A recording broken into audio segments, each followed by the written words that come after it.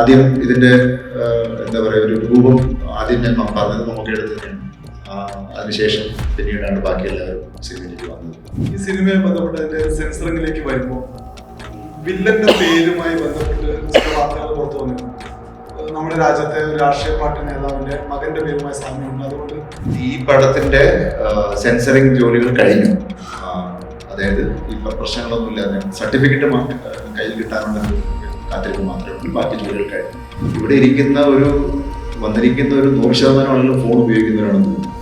Phone ഉപയോഗിക്കുന്ന എല്ലാവർക്കും മനസ്സിലാവും. സമൂഹത്തിൽ നടക്കുന്ന ചില വിഷയങ്ങളെ ബേസ് ചെയ്തിട്ടാണ് ഞാൻ പലപ്പോഴും സിനിമകൾ എഴുതിയിരിക്കുന്നത്. അതുകൊണ്ട് തന്നെ ഇതിനകത്ത് അങ്ങനെ ഒരു വിഷയമുണ്ട്. അത് കണക്ട് ആവുന്നുള്ള വിശ്വാസത്തിലാണ് ഈ സിനിമ എടുത്തിരിക്കുന്നത്. നമുക്ക് നേരത്തെ പറഞ്ഞ പോലെ ഒരു പ്ലോട്ട് ഡ്രിവൺ കഥയ്ക്കകത്ത് എല്ലാവർക്കും താരങ്ങളായിട്ടല്ല കഥാപാത്രങ്ങളായിട്ട് അഭിനയിക്കാനുള്ള സ്പേസ് ഉള്ളതുകൊണ്ടാണ് എനിക്ക് തോന്നുന്നു എല്ലാവരും വന്നിരിക്കുന്നത്. ഈ സിനിമയെ ബന്ധപ്പെട്ട് അതിന്റെ സെൻസറിംഗിലേക്ക് വരുമ്പോൾ വില്ലന്റെ പേരുമായി ബന്ധപ്പെട്ട് ചില വാർത്തകൾ പുറത്തു വന്നിരുന്നു. നമ്മുടെ രാജ്യത്തെ ഒരു രാഷ്ട്രീയ പാർട്ടി നേതാവിന്റെ മകന്റെ പേരുമായി സാമ്യമുണ്ട്. അതുകൊണ്ട് സെൻസർ ബോർഡ് ചെറിയ പ്രശ്നം ഉന്നയിച്ചിട്ടുണ്ട്. അത് പെട്ടെന്ന് പരിഹരിക്കാൻ കഴിഞ്ഞോ? ഇത്തരം ഒരു എഴുത്തുകാരന്റെയോ അല്ലെങ്കിൽ ഒരു സംവിധായകന്റെയോ ഒക്കെ ചിന്തയിലും എഴുത്തിലൊക്കെ വരുന്ന കാര്യത്തിന് വല്ലാതെ കട്ട് വീഴുന്നുണ്ട് ഇക്കാലത്ത് എന്നുള്ളൊരു തോന്നലുണ്ടോ? അതിൽ മഹേഷ് ഏട്ടന്റെയും മമ്മൂക്കയുടെയും പ്രതികരണം പ്രതീക്ഷിക്കുന്നു. ഈ പടത്തിന്റെ സെൻസറിങ് ജോലികൾ കഴിഞ്ഞു. അതായത് ഇപ്പൊ പ്രശ്നങ്ങളൊന്നുമില്ല. സർട്ടിഫിക്കറ്റ് കയ്യിൽ കിട്ടാനുള്ള കാത്തിരിപ്പ് മാത്രമേ ഉള്ളൂ. ബാക്കി ജോലികൾ കഴിഞ്ഞു. മറ്റു കാര്യങ്ങളെ കുറിച്ച് എനിക്ക് തോന്നുന്നു നിങ്ങൾക്ക് തന്നെ സെൻസർ കാർഡുകളൊക്കെ വന്നു കഴിയുമ്പോൾ നിങ്ങൾക്ക് മനസ്സിലാവും മറ്റു കാര്യങ്ങൾ. പിന്നെ നമ്മൾ ഒരു സിനിമ, കമേഴ്ഷ്യൽ സിനിമ നമ്മൾ തിയേറ്ററിലേക്ക് എത്തിക്കുന്ന ഒരു സിനിമ പറയുന്ന സമയത്ത് നമ്മളുടെ രാജ്യത്തിൻ്റെതായിട്ടുള്ള ചില കാര്യങ്ങൾ നമ്മൾ സൂക്ഷിക്കേണ്ടതായിട്ടുണ്ട്. ഡെഫിനറ്റ്ലി അത് നമ്മളെല്ലാവരും മാനിക്കുന്നു. അത്രയും എനിക്ക് ഇതിനകത്ത് പറയാം. കഥ ഉണ്ടായി കഴിഞ്ഞിട്ടാണ് എല്ലാ പ്രാവശ്യവും ഞാൻ ഒരു ആക്ടറിൻ്റെ അടുത്തോട്ട് പോകുന്നത് നരേഷന് വേണ്ടിയിട്ട്. ഒരു ചെറിയൊരു ഐഡിയ ആയിട്ട് പോയിട്ടില്ല ഇതുവരെ. അപ്പം അങ്ങനെ ഇതൊരു കഥയുടെ രൂപമായി കഴിഞ്ഞതിന് ശേഷം പ്ലോട്ട് ഡ്രിവൺ കഥയാണെന്നുള്ളത് മനസ്സിലായി. പക്ഷേ ഈ സിനിമ ഡിമാൻഡ് ചെയ്യുന്ന ഒരു സ്കെയിലുണ്ട് ഈ പടത്തിന്. ക്യാരക്ടേഴ്സും കുറച്ചുകൂടെ ഗ്രാവിറ്റി കൂടിയ ക്യാരക്ടേഴ്സാണ്. അപ്പം അതുകൊണ്ടാണ് അങ്ങനെ ഒരു പ്രോസസ്സിലോട്ട്, അല്ലാതെ നമ്മളൊരു മനഃപൂർവ്വം ഇതൊരു സ്റ്റാർ സ്റ്റഡഡ് സിനിമയാക്കാം എന്നുള്ളൊരു ധാരണയിൽ തുടങ്ങിയ പടമല്ല. ആദ്യം ഇതിന്റെ എന്താ പറയുക ഒരു രൂപം ആദ്യം ഞാൻ പറഞ്ഞത് നമുക്ക് എടുത്ത് തന്നെയാണ്. അതിനുശേഷം പിന്നീടാണ് ബാക്കി എല്ലാവരും സിനിമയിലേക്ക് വന്നത്. സിനിമയിൽ അങ്ങനെ ഞാൻ ബാക്കി ഇതിനകത്തുള്ള കച്ചവട ചേരുവകൾ എന്തൊക്കെയാണ്, അല്ലെങ്കിൽ അതിന്റെ എന്താ പറയുക അത്തരം കാര്യങ്ങളെ കുറിച്ച് ഞാൻ അങ്ങനെ കൺസേൺ അല്ല. കാരണം ഓർഗാനിക്കലി ഇതിനകത്ത് വന്നിരിക്കുന്ന ചില വിഷയങ്ങളുണ്ട്. ഞാൻ പറയുന്നത് അതിനകത്തോട്ട് കഥയുടെ രൂപത്തിൽ വന്നു പോയിരിക്കുന്ന വിഷയങ്ങളുണ്ട്. അത് തന്നെ ആണ് ഇതിന്റെ കമേഴ്ഷ്യൽ ഫാക്ടർ എന്ന് ഞാൻ വിശ്വസിക്കുന്നു. ബാക്കി കണ്ടവരാണ് പറയുന്നത്.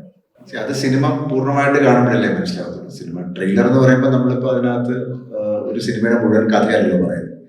പിന്നെ ഈ പറഞ്ഞ പോലെ ഈ ഒരു സിനിമ ഒരു ഒരു ഒരു ഒരു പ്രത്യേകതരം സാഹചര്യത്തിൽ ഉണ്ടായപ്പെടുത്തൊരു സാധനമാണ്. അപ്പൊ അത് സമൂഹത്തിൽ നടക്കുന്ന ചില വിഷയങ്ങളെ ബേസ് ചെയ്തിട്ടാണ് ഞാൻ പലപ്പോഴും സിനിമകൾ എഴുതിയിരിക്കുന്നത്.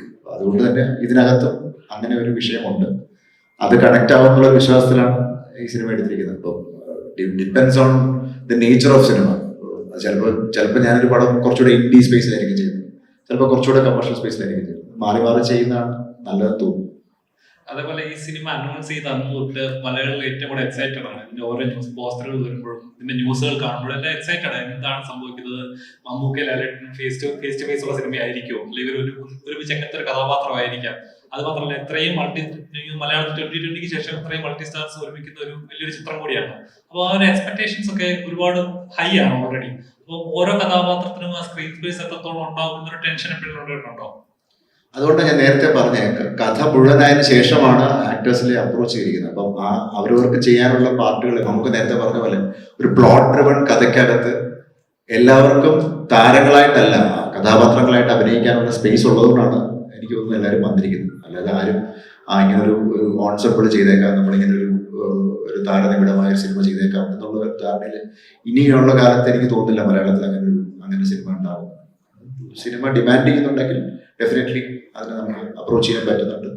അങ്ങനെയാണ് അത് എന്താ പറയുന്നത്, ആക്ടേഴ്സിനെയാണ് കൂടുതലും ഫോക്കസ് ചെയ്യുന്നത്. ഇപ്പോൾ ഈ ട്രെയിലറിൽ പറഞ്ഞ പോലെ സോഷ്യൽ സ്കോർ, അതുപോലെ ഇതിൽ പറഞ്ഞിരിക്കുന്ന പല കാര്യങ്ങളും വളരെ സാധാരണക്കാരനായ സിനിമ കാണാൻ വരുന്ന സാധാരണ പ്രേക്ഷകരുണ്ടല്ലോ കേരളത്തിലുള്ള, വളരെ അന്നത്തെ അന്നം ഉണ്ടാക്കി ജീവിക്കുന്ന സാധാരണ പ്രേക്ഷകർ ഇവർക്ക് ഇത്രയും ഒരു ഉയർന്ന തോട്ട് പ്രോസസ് എത്രത്തോളം കണക്ട് ആവും എന്നുള്ളൊരു ചിന്ത എപ്പോഴും തോന്നിയിട്ടുണ്ട്? ഇവിടെ വന്നിരിക്കുന്ന ഒരു 100% ആളുകൾ ഫോൺ ഉപയോഗിക്കുന്നവരാണെന്ന് തോന്നുന്നു. ഫോൺ ഉപയോഗിക്കുന്ന എല്ലാവർക്കും മനസ്സിലാവും.